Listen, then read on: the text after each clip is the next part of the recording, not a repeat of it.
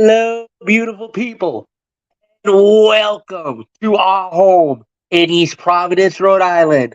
On this Wednesday, January 3rd, 2024, and Wednesday Night Madness starts now.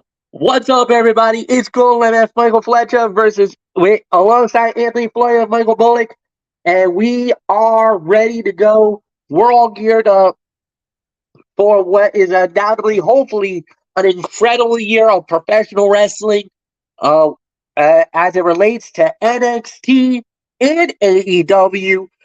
We are going to dive right on in as we start out with NXT New Year's Evil, their first event in 2024. And here we go. So, for New Year's Evil, we started it out, of course, with, as I pull up my notes. All right. Hold on one second, folks. I apologize in advance. And yes, here we go. NXT, New Year's Evil. All right. So, we started off with, can we get rid of this stupid pop up? Here we go. And we started it off with the women's title match. The NXT women's title on the line as it was Lau Valkyria versus Blair Davenport. And when it was all said and done, the winner of the bout in 8 minutes and 26 seconds and still the NXT women's champion, the Valkyrie, Lau Valkyria. Good win. Big win for her. Successful title defense. Could have been better in certain areas, but it was solid for what it was worth. They jam-packed a lot on this show, so I'm not going to be very negative about it. Plus, after the match was over, Lola Vice tried to cash in on her breakout contract, which guarantees her a shot at the NXT Women's title until Tatum Paxley ran in and basically blew the whole thing up. So, solid opener, very good match. I'll give about maybe 2.5, close to 3.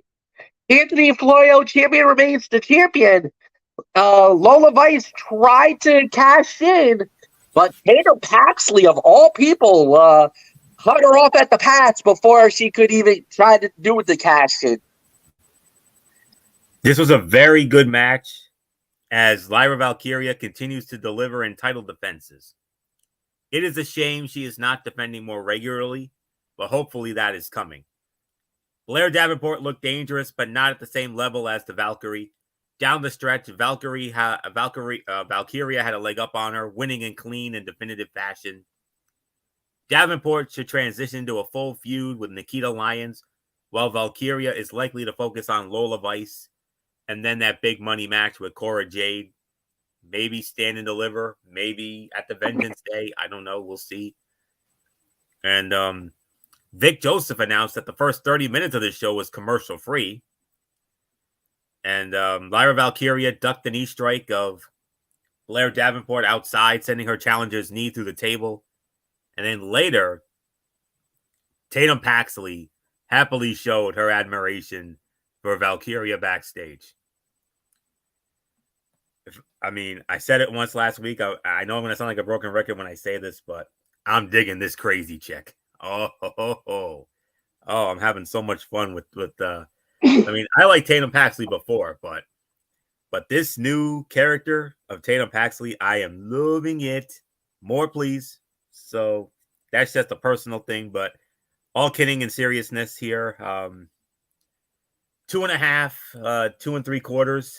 That's the best I could give it. I was hoping for a little more, to be honest with you, based on the talent involved and the bodies of work. But, I'm not at all surprised about the retention here. MF, I know you would have loved to have seen Blair win it here, but I think her day will come soon enough, but not just yet. So 2.5, 2 3/4 from me. So not much more to say here. Michael Bullock, Lyra Valkyria, for now, still the face of your women's division. Yeah, I mean, like I said, a good match. I mean, 2.5 to 3 for me. I mean, it could have been better in some areas, but all in all, not too bad. And I mean, yeah, I mean, Lola Vice, I mean, tried to cash in our breakout contract for a title shot, but Tatum Paxley, like you said, put a stop to it. And all I can say is good. I mean, I'm glad Lola Vice didn't failed on it. Well, failed for now because I said it once when she won this, and I'm going to say it again. She didn't deserve to win that breakout contract. It should have been Kalani Jordan with that opportunity. But it is what it is. So yeah, this new Tatum Paxley, in the immoral words of good old JR, she's crazier than a pet coon. So we're gonna see where it all goes with this. So nothing more to say. Let's move right along, Fletch. All right. Next up, we have was the LWO Carlito Caribbean Cool, Cruz del Toro, and Joaquin Wild. They went up against the No Quarters Catch crew, David Kemp, Miles Bourne, and Drew Gulak. When it was all said and done, winners of the bout in 8 minutes and 35 seconds. The LWO. Anthony Florio, it is yours. This was a solid a solid 6-man tag team match, but it lacked serious heat. Without Dragon Lee involved, Carlito worked this as a veteran that was bigger than the action. The action was crisp throughout, especially from Del Toro and Joaquin Wild against the talented heels. It just had potential to be more with the previous weeks of build-up. No Quarter Catch crew has failed time and again. Unless Charlie Dempsey pulls off a major upset in All Japan Pro Wrestling and captures the Triple Crown, this group lacks all credibility. It may take a complete reset, including the arrival of William Regal to elevate the stable. Charlie Dempsey, not with the No Quarter Catch crew because he is in Japan, and he will face Katsuhiko Nakajima for the Triple Crown Championship today, as a matter of fact. And Drew Gulak not happy with his group after the match, and Carlito spit an apple in his face, vintage Carlito. So yeah, that's the story here. Another 2.5, 2 3/4 star match. So we all know the reason why this happened. Dragon Lee unable to be there because he had some work visa issues that he had to square away. So hopefully he'll get those squared away soon enough. But 2.5, 2 3/4. So Michael Bullock, that's the best I could give it. But if Dragon Lee had been able to work this match like he should have, oh boy, this could have been a contender for Fight of the Night honors. What did you give it, Florio? 2.5, 2 3/4. Yeah, 2.5 stars. I mean, like you said, if Dragon Lee were there, this would have been a much higher rating because we all know what Dragon Lee is made of. But because of his work visa issues, he couldn't be back for New Year's Evil. So Carlito gets to take his place. So it was fine, but like I said, it definitely could have been better in some areas. But yeah, so there's really nothing more for me to say. So it's yours, Fletch.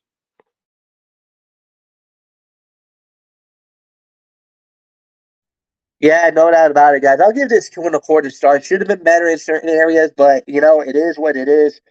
It could have been, like I said, it was solid for what it was worth. Like you said, there's a big weekend in Japan because not only do you got that with Charlie Dempsey, but also tomorrow night, guys, it's Wrestle Kingdom, New Japan Pro Wrestling's biggest event of the year. It goes down tomorrow. It's gonna be wild. It's gonna be insane. So we'll wait and see how it plays out. I think it's later today. I think it's January 4 at like 2 or 3 a.m. So I think it's later tonight is New Japan. So we'll see. And yeah. All right. So with that said, we'll move on. Next up we have is Ariana Grace going up against Roxanne Perez. Now, Roxanne Perez initially won the match in 5 minutes and 9 seconds, but then kind of went a little loco, lost her mind, attacked Ariana Grace. The referee reversed his decision, gave the match to Ariana Grace via disqualification, and won the match. So, Michael Bullock, what the hell got into what the hell got into my girl?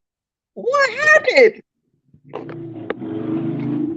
I'll tell you what. I mean, Roxanne Perez. I mean, it's like she's become this crazed person, and I mean, she made a really big mistake. I mean, she had this. I mean, she won the match, but then Ariana Grace. All she said was that you need help, and all it took was that for her to snap, and then she put in the crossface, and she didn't want to let go. And it was because of her refusal to let go and what she did after, the referee reversed his decision, and Ariana Grace is the winner. I mean, all I can say is, guys, Roxanne Perez has got no one to blame but herself, because I'm going to say it right now, she's a crazy bitch right now. I know if she heard me say that, she probably, well, let's just say, Fletcher. She would say I'm not crazy. She would say I'm not crazy, and Booker T would have some few choice words with you too. Yeah, she probably would put that hold on me and probably not let go until my arm snapped in half. So, good thing she's not on here right now, because if she did, I'd be in really big trouble. So, I don't know what to rate this. What was the time, Fletch? I had, let me see, I think I had 509. I can only give this maybe 1.5. I mean, the thing is, like you said, because she originally won, but then the referee had to reverse it. So I think because of all that, I have to knock it down a little bit. If it wasn't for that, I would have given this 2, but because of this, it's 1.5 for me. It's yours, Fletch.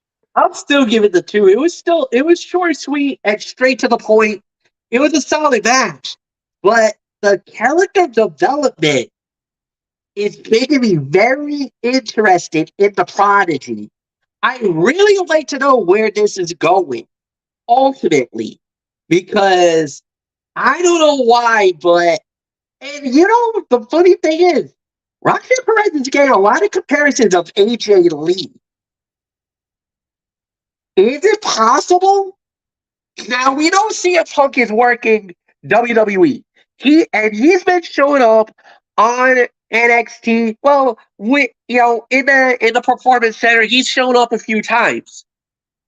We know AJ Lee is retired. They've already established that she's not coming back as a wrestler. Could it be possible she could come back as a manager? Maybe to reel in Roxanne Perez and try to control this crazy mentality? Anthony, what says you? Oh boy. If we were doing the commentary for this, oh boy, I would have had a Jesse moment and a half on this one. And I would have gone full-fledged heel commentator. I would have said, she's out of control. She belongs in a nut house. Get her out of here. There's no place for this. And I would have said, Ariana Grace does not deserve this. She does not. But, that's what I would have said. And then, oh boy, what you boys would have done. But, all right. 2.25, 2.5. It was a notable performance from Ariana Grace, who stepped up against Roxanne Perez. The two have chemistry to spare and could further lean into this feud in the future. The dynamic worked wonders to sell both women's growing character. The Prodigy has leaned into this growing anger, showing off more personality than she ever has. The result was a unique choice that would not work for most stories, but helps both women long term. And gentlemen, I mean, we rarely see this in WWE anymore, or wrestling in general. I mean, we haven't seen anything like this. Gosh, I mean, you got to go back to the days of like SummerSlam '93 when Bret the Hitman Hart beat Jerry the King Lawler with the sharpshooter. He kept it on him, never let it go. And then MF's old buddy Fonzie, Bill Alfonso, who was the referee for that match, he reversed the decision and gave it to Jerry the King Lawler via DQ.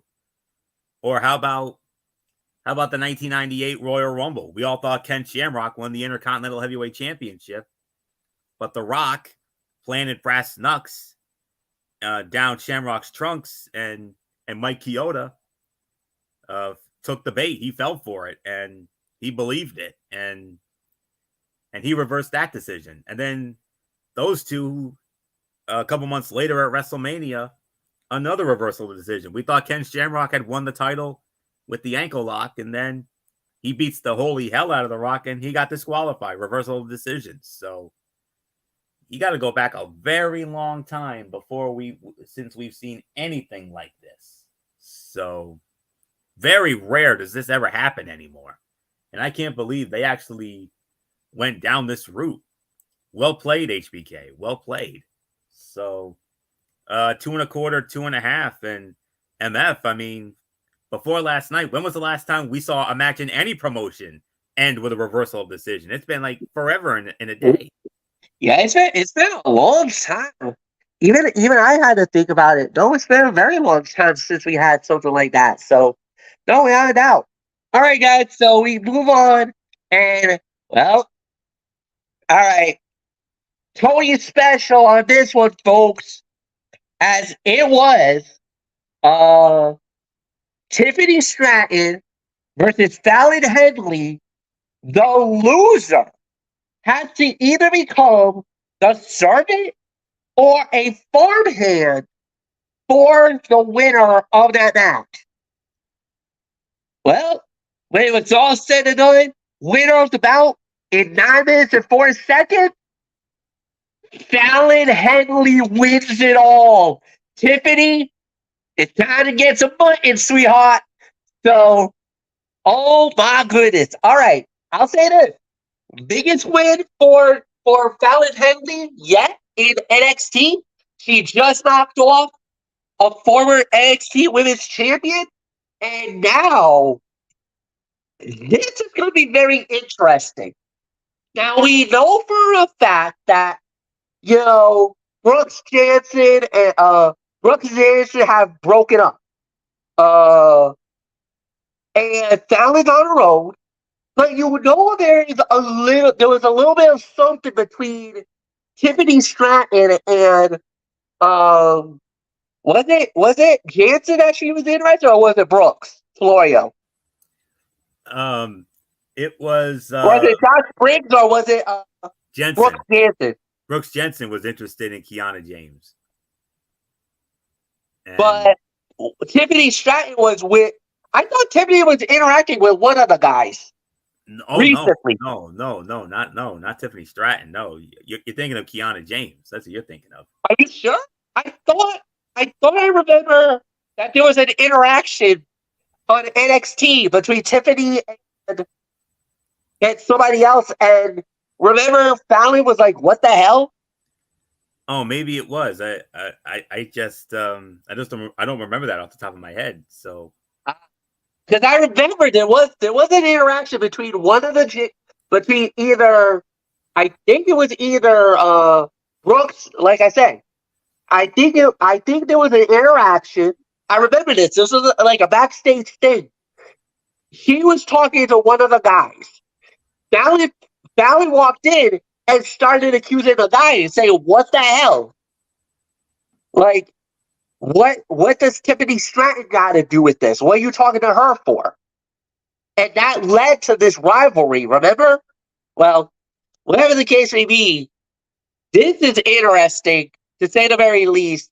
And Wow, this is about, I want to say about another 2.5 to 3. Florio, it's yours. 907.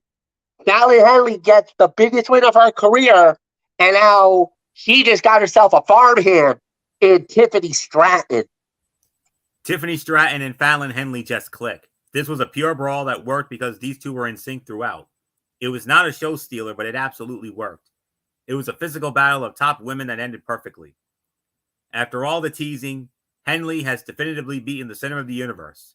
While this will force Stratton to work as a ranch hand for a day, it is more important in setting up Henley as a top contender. Now, I came across a very interesting scenario that I want to throw at you guys. It would not be surprising if this story somehow leads to Tiffany Stratton and Fallon Henley tagging together, building a team that could immediately challenge for the women's tag team championships on the main roster. That's something to think about in the future. This match got a strong hype package before the entrances, and Fallon Henley went right after Tiffany Stratton after entering the ring. She kept the aggression throughout. Up until this point, this was the fight of the night. Up until this moment here, this was a solid 3 stars, and I'll admit it, surprising outcome. I really thought Tiffany Stratton was going to even the score here after Fallon got that win a couple weeks prior, but no, they gave it to Fallon Henley, and this is now the biggest win of her career. So could it lead to some bigger wins for her down the line? We might have to keep an eye on Fallon Henley as a potential breakout star in 2024. So by the time we get to the end of this year, which is a long way away. So not much more to say on this. Solid 3 stars. And Michael Bullock, up until this point of the show, I thought this was the fight of the night up until this time here. And a surprising outcome. I really thought Tiffany Stratton was going to even the score here, but no, Fallon Henley wins it. And now, oh boy, Tiffany Stratton gonna have to get her purdy little hands dirty. Yeah, and all that bragging that she did, especially with when she dumped the trash on her. Yeah, what did they do for you? Nothing. And I think that's the reason why they put Fallon Henley over, because of what happened. I mean, yes, Fallon Henley won the previous match, but Tiffany Stratton got the last laugh on it. So I think that's the reason why they put her over here. So this was a 3-star match. I'm with you on this one. So yeah, there's nothing more to say. So let's move on. Anthony Flair will lead off on the next one, guys. It's the final of the men's breakout tournament. Aubrey FEMA going up against Riley Osborne. The winner of the men's breakout tournament was Aubrey, winning it in 9 minutes, 55 seconds. Anthony Florio, he is your 2024 men's NXT breakout tournament winner. Did you say 9:55? 9:55. This is actually now the fight of the night here. 3 1/4. The strength of Obafemi is impressive to watch. His power was on full display in this bout, memorably throwing around Osborne throughout. He is fun to watch in a way that will translate to major bouts. He was the right guy to win. Riley Osborne has not figured it all out yet. He is a solid high flyer, but will struggle to stand out next to some of the greatest athletes in the world on the main roster. Femi stands out immediately. He has genuine star power. It looks like the best in its class from the first WWE NIL recruitment. Where he still needs work is character focused. Once he figures out who he is beyond the in-ring dominance, he will be a dominant member of the WWE roster. NXT showed video packages hyping both men in the finals. Thea Hale wished Riley Osborne good luck before his match. She and JC Jane joined the Chase U student section to cheer him on. And Obafemi got his knees up to counter the shooting star press, followed by slamming Osborne to the mat repeatedly. And after the match, backstage, JC Jane announced that she was taking over planning for Chase U, starting with pairing up Duke Hudson and Riley Osborne for the returning Dusty Classic. Oh, yeah. So, when you hear those words, business damn sure picks up in NXT. So, that's all we can say on that. So, 3 to 3.25 here. And this ended up being one of the fights of the night, if not the fight of the night here. So, big moment for Obafemi. I mean, well played, throwing that monkey wrench of that curveball with Lexis King. But you know what? Femi was my guy from the start. So, there isn't anything else left for me to say here. Michael Bullock, you got yourself a diamond in the rough here. Obafemi, men's breakout star. Here's another one we need to watch. We need to possibly watch out as a possible breakout star in 2024. Yeah, this is definitely one we got to keep an eye on. I was just so impressed with Obafemi, and definitely with a hard-earned win and to win the breakout tournament. So yeah, 3.25 on this one. And yeah, this is another guy we got to keep an eye on in 2024. So there's nothing more to say. So it's yours, Fletch. All right, here we go. Leads us to the main event of the evening, which was Trick Williams going one-on-one with Grayson Waller. All right, now I know you're like, wait a minute. Wasn't it supposed to be Ilya Dragunov for the NXT title? What's going on? All right, here's what happened. Ilya Dragunov not eligible, not medically cleared, could not go. The fight got put to the back burner. We'll get it soon enough. Don't worry. Trick Williams is guaranteed the title shot. He just will have to wait another night. NXT basically pulled the rug out from under us.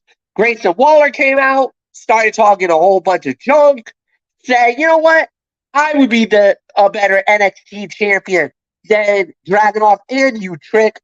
So he was able to goat Trick to put his title shot on the line. Well, didn't work out that way. Winner of the bout in winner of the bout in 13 minutes and 6 seconds. Trick Williams, he gets to keep his title shot. Michael Bullock, it's yours. Yeah, I mean, this was a really good match. I mean, basically, we had a lot coming out of this one. I mean, Carmelo Hayes, with the distraction, but really ended up costing Grayson Waller was KO. Kevin Owens made an appearance and cost Grayson Waller the match here. And Trick Williams, yes, he gets to keep his title shot, and somewhere down the line he will get his match with Ilya Dragunov when he is medically cleared. So I'll give this about 3.25 on this one. So it's yours, Fletch. Solid main event, good battle, good fight. I enjoyed it. Yeah, 3.25 stars. Florio, go. Yeah, disappointing. Hold on a minute. Okay, just had to check something. All right. I'll tell you what, guys. Trick and Waller worked hard throughout to make the most of the opportunity. It was a solid test for Trick, who remains a partial unknown as a singles main eventer. The two men delivered a solid match that will likely be forgotten in the coming weeks, but did absolutely move the stories of Trick versus Mello and Waller versus Kevin Owens forward.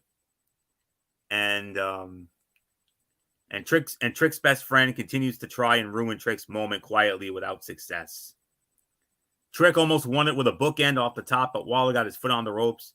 Waller hit a running return flatliner, but only got a 2 count, and Mello almost distracted Trick for the loss near the end, despite being told to stay in the back.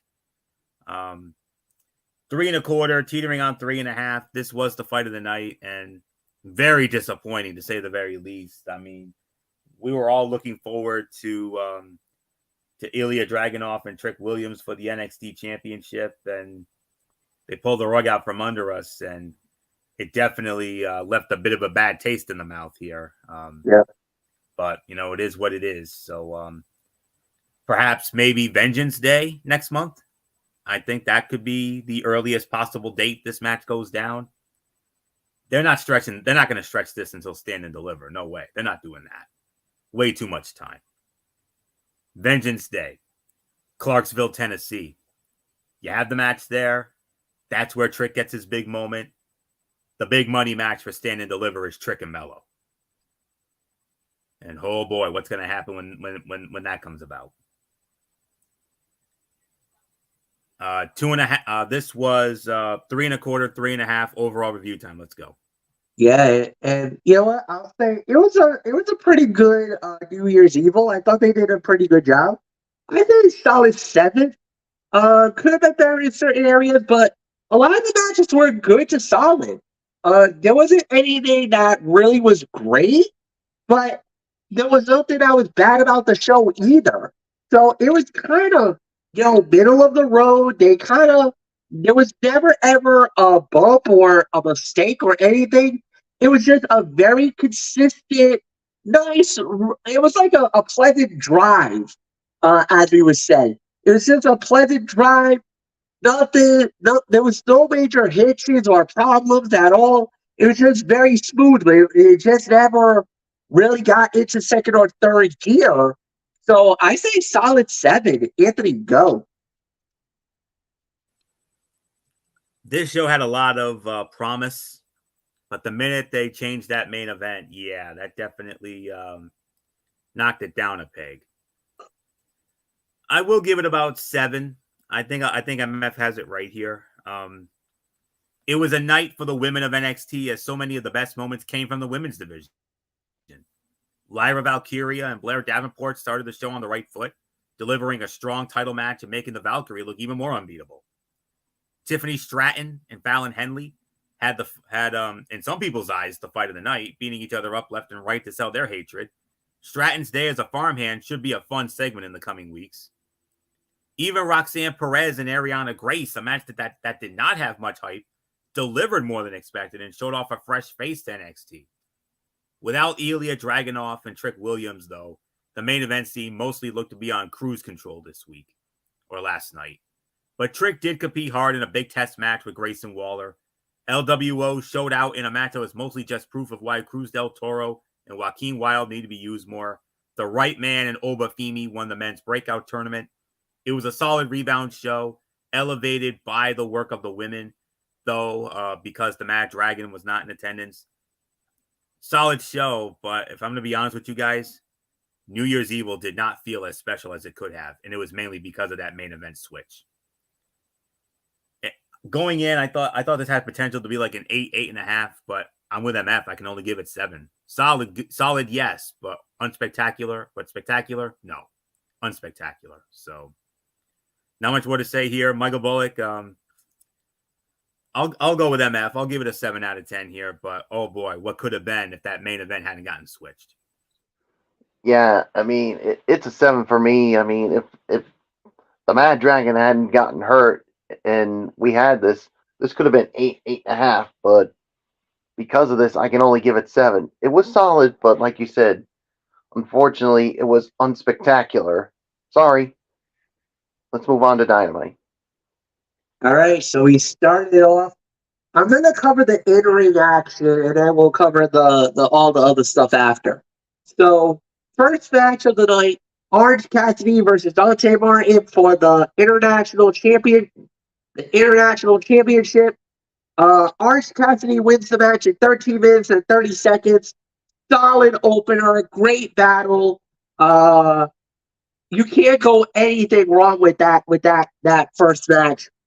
It was everything we expected and then some. So I got nothing more to say. Anthony Florio, 3.5 stars for me. And Orange Cassidy picks up right where he left off in 2023 with of course another workhorse performance with the workhorse title, which of course it is the AEW International Championship.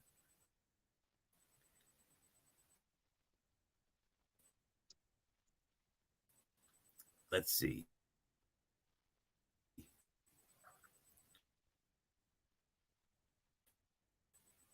Match was good. And the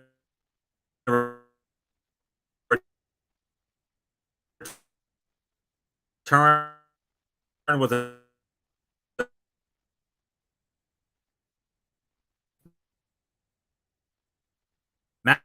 match was good. And the return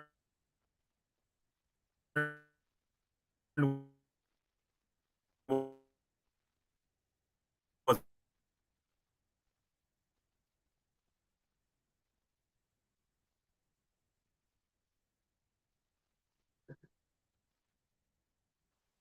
Do you want me to take it from here, Fletch?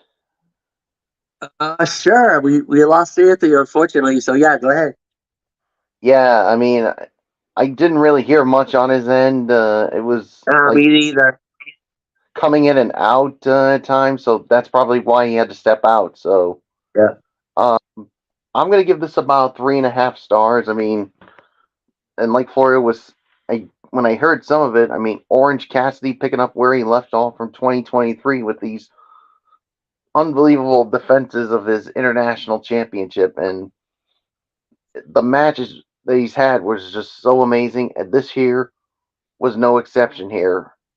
And yeah, the champion stays the champion. So nothing more to say. So let's move on, Fletch. Yeah, we are hoping to get Anthony Florio back. Hopefully that was just there he goes. He's coming back right now. All right, Florio. Why don't you try that again? Michael Bullock already gave his thought. Yeah. What was the time of the fall once again? Let me just double check. I think I said 13. Let's see. 13:30. Yeah, that's about 3.5 stars for me. Solid match, and this was in follow up to a solid trios match from last Friday's Rampage. And Dante Martin attempted to answer the champion's mind games with some of his own, but Cassidy didn't blink, hanging with the faster, higher flying young star before rocking him with the orange punch for the hard fought win. Good match here. And Dante Martin's athleticism may be unmatched by anyone in AEW, and that is a considerable statement. Everything looks so effortless. And Martin mocking Cassidy's lethargic kicks drew chants of "you effed up," which is always ironically hilarious. Cassidy faked Martin out, rocked him with an orange punch, and scored the win in a nice nod to the Rampage Trios bout, in which the challenger had countered freshly squeezed trademark strike with a dropkick. 3.5 stars for me, and Michael Bullock, Orange Cassidy picking up right where he left off from 2023. Another workhorse performance with the workhorse title that is the AEW International title. I actually already talked about it, Florio, when you stepped away for a minute. So with that being said, MF set me up for the next match. All right. Well, this is the one we're going to be talking about. Mariah May makes her in-ring debut. She goes up against Queen Amadia.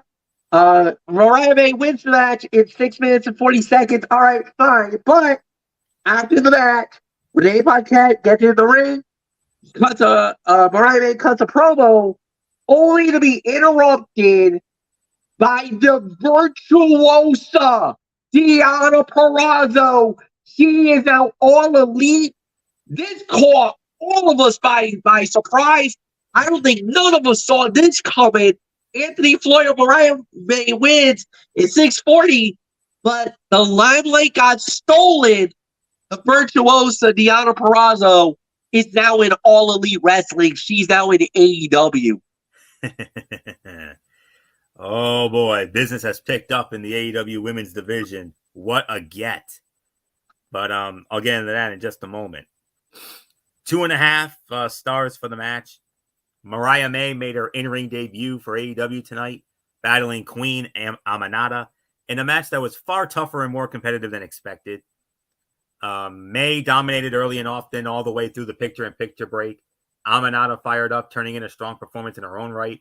Ultimately, Mariah May stunted her comeback and scored the win, only to see her post-match promo interrupted by the debuting virtuosa Deonna Purrazzo. The former Impact Wrestling Knockouts champion hit the ring, joining Mariah May and Renee Paquette in the squared circle for some mic time. Purrazzo announced that she is all elite and told Mariah May to warn Timeless Toni Storm that she is coming for the AEW Women's Championship.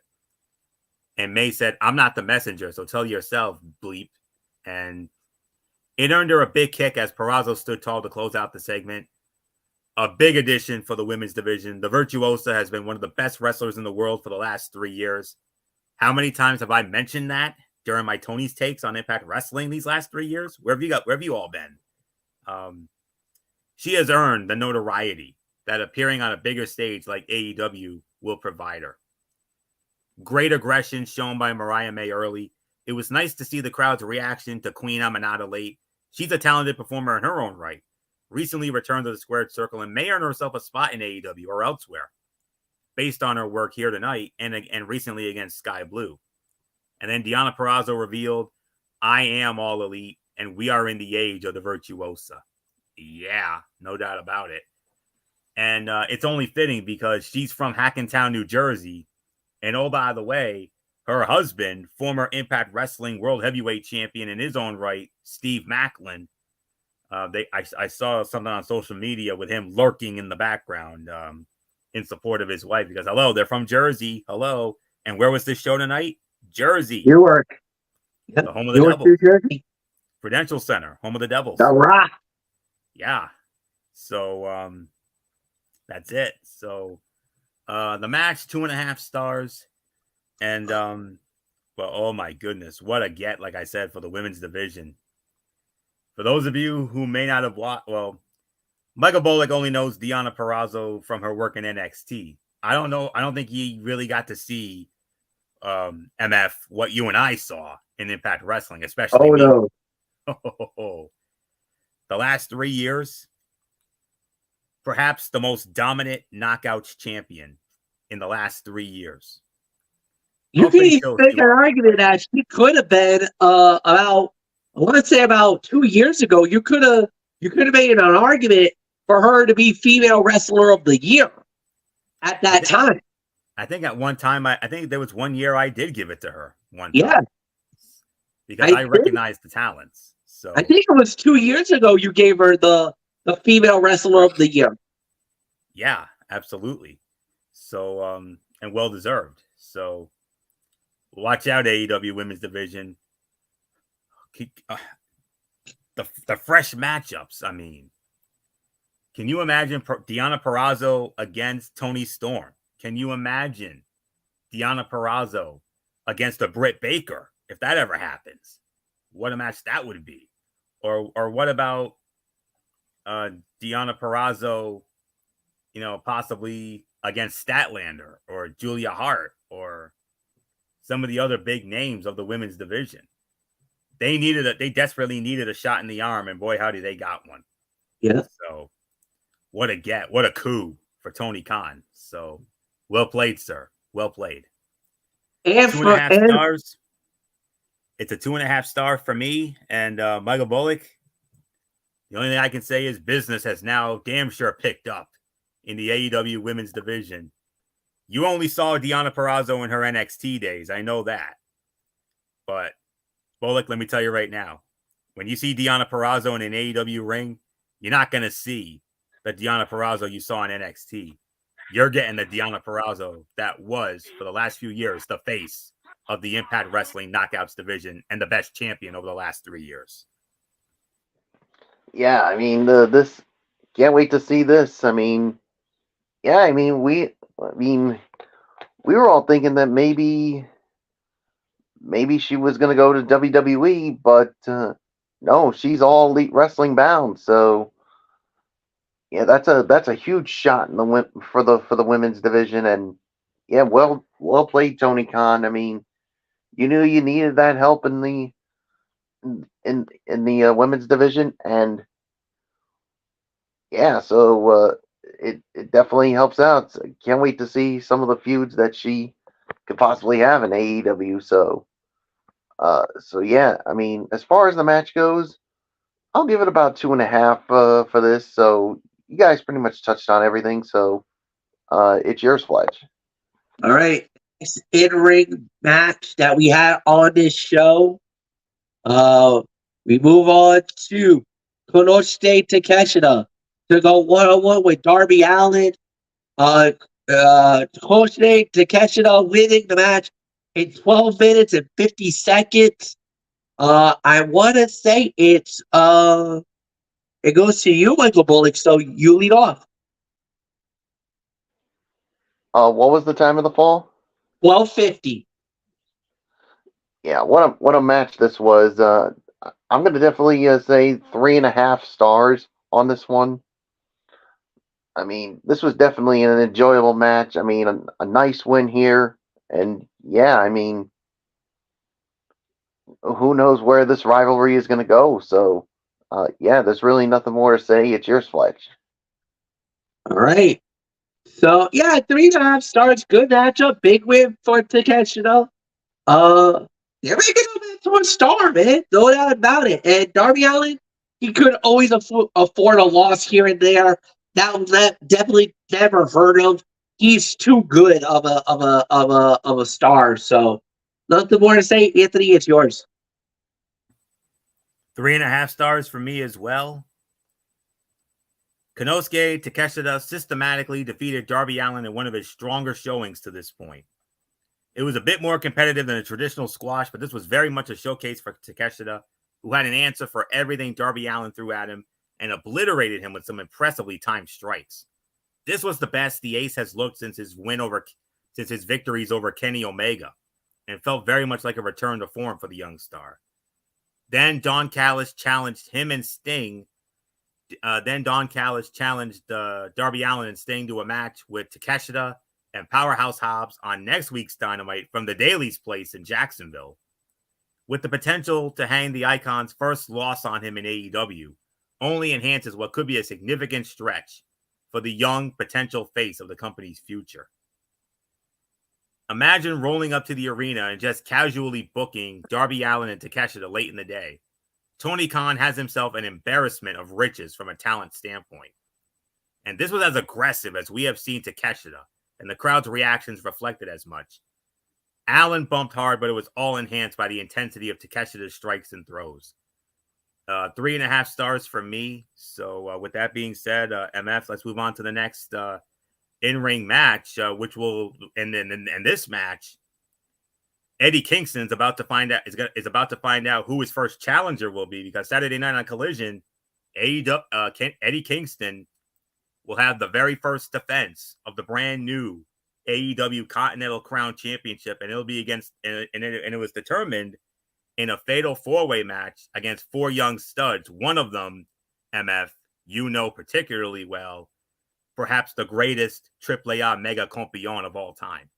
Yeah.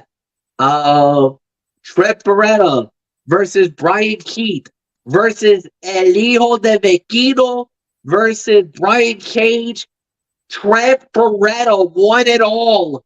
He wins the four-way, 9 minutes and 45 seconds to give him the shot at the Mad King and the Continental Crown. Yeah, this was a solid matchup. I want to say about 3 stars, and Trent Beretta gets the biggest win of his career. Can it be parlayed to something even bigger on Collision on Saturday? We'll wait and see. Anthony Florio, 3 stars.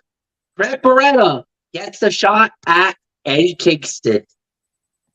Trent Beretta won a fast-paced, action-packed four-way that saw him withstand a late push by Brian Keith to score the win and set up a showdown with Eddie Kingston for the Continental Crown this Saturday night on Collision. It was a big win for a guy who has been among the more underrated in-ring competitors in AEW since day one. Beretta was a guy around whom significant spots were booked in the pre-show Battle Royale at World's End 0 Hour, so it was not particularly surprising to see him score the win here. Where it goes and what ultimately happens with the veteran competitor is the question. Tony Khan has an opportunity to build on his sudden momentum and present Trent Beretta as a new force in a title picture, regardless of what it is. He also tends to build guys up for one-off title shots before allowing them to slink off into obscurity again. I'm hoping that's not the case here. There was a considerable amount of attention paid to Trent Beretta and his elimination of Danhausen at World's End, as well as the idea that he may be undergoing a personality change. What have any of the other 4 competitors done to be in a position to challenge Kingston for his title? The randomness of this bout is one of the trademarks of Tony Khan's booking. And while that may make for an interesting fresh match, it does, however, call into the question the logic of it. And how in the world did the camera miss Vikingo's match-saving splash? How did the cameras miss that? I mean, and Matt, it's no wonder why you follow this guy religiously in the AAA promotion and why he justifiably might be. Now, I don't know beans about the AAA Mega Campeon like you do, but this is one of the longest reigns that I can ever remember in AAA. I like his reign right now. It rivals the level of Roman Reigns. That's how good he's been. Yow. Woo. When you put it that way, okay. I acknowledge El Hijo del Vikingo. Absolutely. I acknowledge you, young man. But it was not his night. It was Trent Beretta's night. Biggest win of his career. I mean, I remember this guy back when he was a part of that Dude Buster tag team with Kalen Croft way back in the day on SmackDown about 14 years ago, back in around 09, 10 or so. And look where he is now. He goes from being in that so-so tag team with Kalen Croft, and now look where he is now. This is going to be the biggest match of Trent Beretta's career this Saturday night on Collision in Charlotte. Could it lead to an even bigger win? I'll be honest with you. I would love to see it. I wouldn't mind seeing it, but let's be realistic. Eddie Kingston just won this title. They take it off him here, it would be a massive disservice, especially after all the build and after everything he had to go through just to win that tournament. You know, rising from the ashes like a phoenix. I swear we've seen that somewhere before. I can't quite put my finger on it, but we'll get into that down the road. But anyways, 3.25 for this. So not much more to say here. Michael Bullock, what a moment. Trent Beretta, biggest win of his career to this point. And now he's got the opportunity of a lifetime this Saturday night on Collision in Charlotte when he challenges Eddie Kingston for that AEW Continental Crown, the first defense of Eddie Kingston since the biggest win of his career when he knocked off Jon Moxley last Saturday at World's End. Yeah, I'm going to give this about 3.25. I mean, yeah, what a match this was. I mean, definitely the biggest win for Trent Beretta. Could it lead to anything bigger? But yeah, I agree. There's no way Eddie Kingston's losing that title after he had just won it. So, but Trent Beretta's definitely going to give him all he can handle, but Kingston's winning that. So, there's really nothing more to say. So let's move on, Fletch. Just to clarify on one thing, just to let you guys know, El Hijo de Vikingo is now 10 days away from currently that he is 10 days away from breaking the all-time record. The longest reign in AAA Mega Campeon history was actually Kenny Omega. Kenny Omega held the belt for 765 days. El Hijo de Vikingo currently is at 754 days. Once the clock turns to midnight tonight, this will be his 755th day as champion. He is now 11. He's 11 days right now. By midnight, it'll be 10 days away from the longest reign in AAA history. So that's where El Hijo de Vikingo stands in the pantheon of greatness in AAA. So, with that said, we do indeed move on.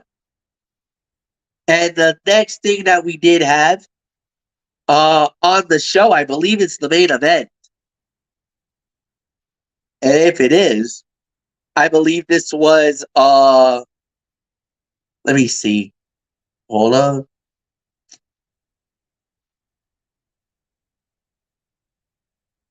All right. So with that said, we do move on. The main event of the evening, as it was. Let's see. Hold on. All right. Was this it? Oh. All right. Main event. Daniel Garcia going one-on-one with Swerve Strickland. It was Swerve Strickland winning the match in 13 minutes and 20 seconds. And then was interrupted by Hangman Adam Page. And so that's where we get it. So 13-20, I believe this goes to Anthony Florio. So Florio, Swerve Strickland wins the match over Daniel Garcia in 13-20. 3.5 stars. The match was as good as the talent would suggest, with Strickland scoring an ultra-competitive match and keeping his AEW championship aspirations alive. After the match, Swerve Strickland and Prince Nana attacked Daniel Garcia before Hangman Adam Page hit the ring. He came face-to-face with Swerve before a brawl between the two broke out. Referees and security pulled them apart as the show came to an end. This was a great hot finish to the show and one that instantly spices up the AEW title scene. Multiple moving and you got Samoa Joe, Adam Cole set up Wardlow to be a prominent fixture, and Strickland and Page are both eyeing the gold.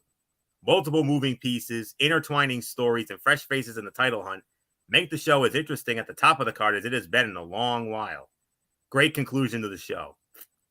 Garcia and Prince Nana staring each other down and dancing mid-match may have been predictable, but damn it if it wasn't a fun spot.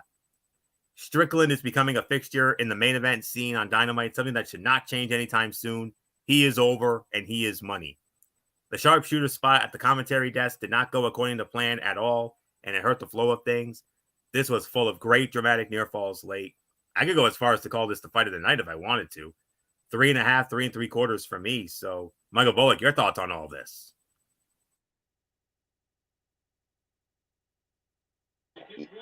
Yeah, 3.5, 3 3/4 on this one. I mean, this was a great match. I mean, but yeah, a lot went down afterwards. I mean, especially with Hangman Adam Page and Swerve Strickland going at it. So who knows where this is going to go? Could it lead to another match between these two?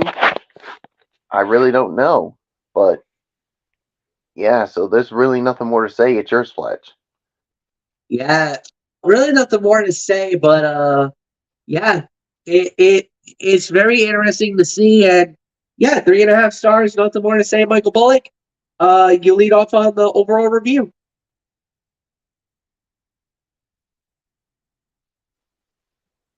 All right. I mean, there were some.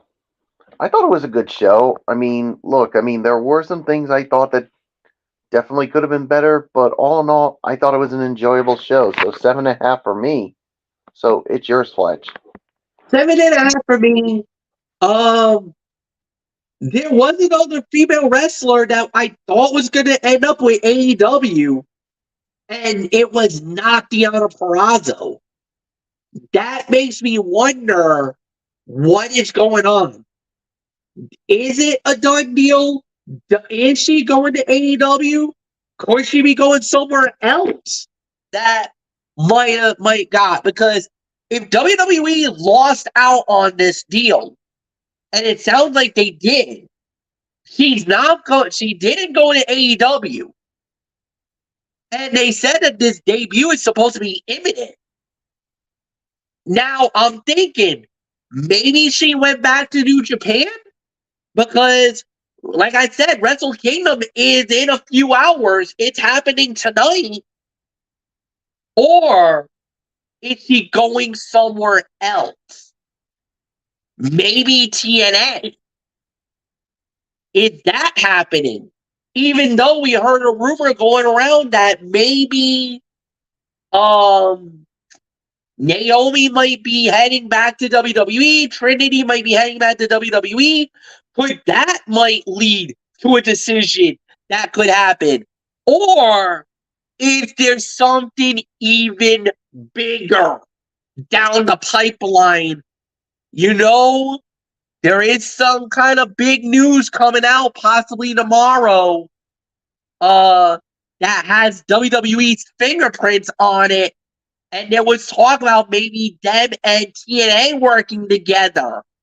Could that have something to do with why this move might not have happened tonight? I don't know. All we know is something is up the pipeline. And if TNA and WWE is possibly on a possible working relationship, 7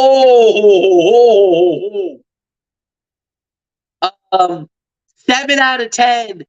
AEW, you might want to keep a very watchful eye on WWE because they might have an ace in the sleeve that they haven't thrown yet. That if they do throw it, this might be a bad. The signing of Deonna Purrazzo, it's nice, it's great, but WWE might have something up their sleeve that might even top it and steal the headlines heading into 2024. So who knows? Anthony, you got final say. Yeah. AEW will never rekindle the emotion, excitement, and hope of its first year. Too much has changed for better and worse. With that said, this felt like an episode of Dynamite that strived to get back to what the show used to be. Wrestling-centric, with a surprise or two, and a badass main event to top things off. We were introduced to the newly named Undisputed Kingdom. I immediately love that name, by the way. And let's also agree, even though Adam Cole can work as a babyface, he can work it. He's just that much damn better as a heel. Come on. Like I said, we were introduced to the Undisputed Kingdom, saw the return to Wednesday nights of the virtuosa Deonna Purrazzo, watched Konosuke Takeshita earn a huge win over Darby Allin. Christian Cage and the Patriarchy continue to shine as world-class heels. Queen Aminata showed out in a big opportunity, and Swerve Strickland and Hangman Adam Page re-intensified a feud that could lead them to the AEW World Heavyweight Championship. This was a really good show, one that may be looked back on as the moment AEW rediscovered itself. Time will tell. We have been here before. Still, this was a quality broadcast, even if there are still some of the hallmarks of Tony Khan's so-so booking that could use some attention. Give this about somewhere between 7.5 to 8. So there isn't anything left for me to say except take us home, MF, and hit us with that future content. All right. Yes, indeed. Tomorrow. So we got no show tomorrow. We do come back Friday night for NFL Friday, week 18, the final week of the regular season. And we also will be previewing the national championship game, the Washington Huskies, the Michigan Wolverines from NRG Stadium in Houston, Texas. That will also be part of the show as well. Then, Saturday, we got is the first edition of the Cerebral Smack Talk, SmackDown Live, AEW Collision. That's all at 10:30. Then we come back on Monday to do it all over again with Ridiculously Raw, hosted by Anthony Florio. And, well, even on that Cerebral Smack Talk, we might even talk about the big announcement for WWE, this Wednesday special, this preview of 2024 that they got on Peacock. And, yeah, so with that said, thank you, Anthony Florio. Thank you, Michael Bullock. Like the video, leave a comment at the bottom.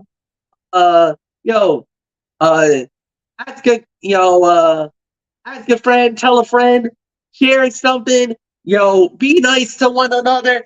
change. You could change their life, as always and forever. And until then, so for Anthony Foley, Michael Bullock, I'm Michael Fletcher. Saying so long, everybody, and we'll see you all on Friday night for the for the Week 18 edition of NFL Friday. So long, everybody.